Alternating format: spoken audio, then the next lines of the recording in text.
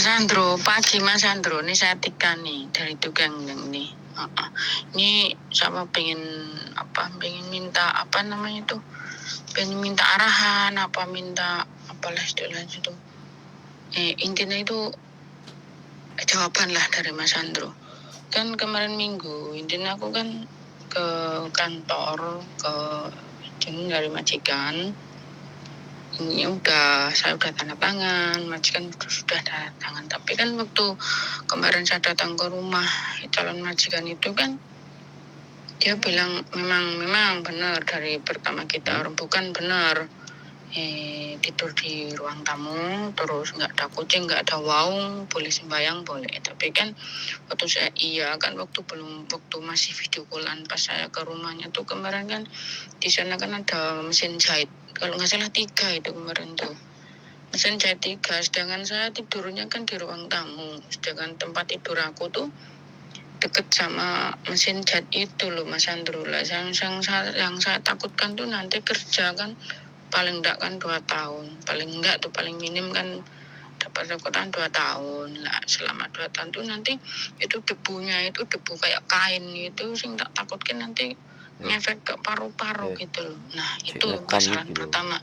Yang kedua, kalau misalkan nanti saya batalin, itu majikan saya batalin, saya ganti majikan baru, tapi prosesnya sama lewat situ juga, itu apakah nanti aku tuh dipersulit ke imigrasi, apa aku kena denda, apa aku kena marah atau gimana tuh. Aku tak pengen solusi dari Mas Andro lah, coba tak pengen pengen ngerti saya harus gimana sebelum aku melangkah lebih jauh gitu loh. Takutnya nanti aku sandung malah, takutnya jadi masalah besar kan misalnya gitu. Aku soalnya belum pernah seperti ini Mas Andro, baru kali ini banyak gitu.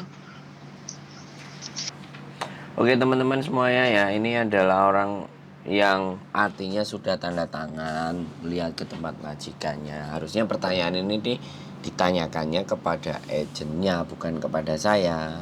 Tadi sudah sempat saya ngomong bahwa nggak perlu khawatir, nggak perlu bingung, ya udah disampaikan aja. Kalau setelah melihat di tempat majikannya nggak cocok, nggak sesuai dan ABCD bla bla bla bla, kan di cancel aja. Mbaknya bilang bahwa kalau udah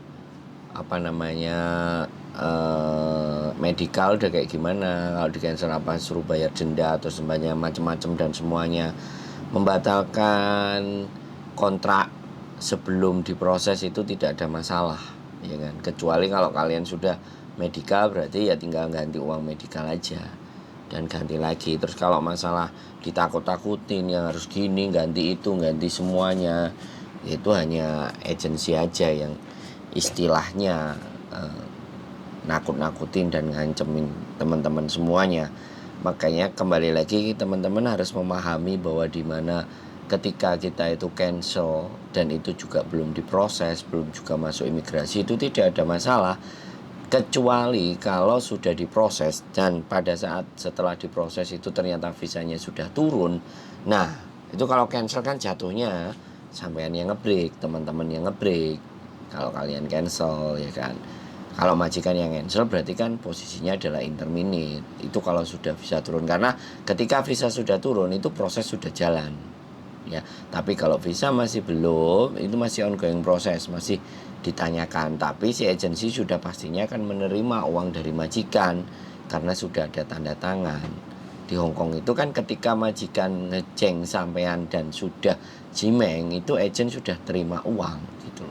Nah ketika perjanjian antara uang majikan antara separuh penuh dan semuanya tunggu visa kan kita enggak ngerti. Tapi intinya tidak ada kalau majikan bayar separuh, seperempat, enggak.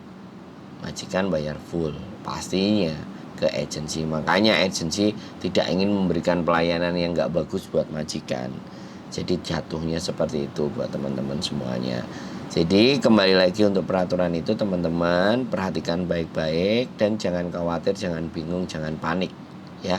Agent banyak dan jangan takut untuk diancam atau ditakut-takutin, karena kalau kita sampai diancam, ditakut-takutin dan kita juga takut, maka ya mereka akan senyum-senyum saja gitu.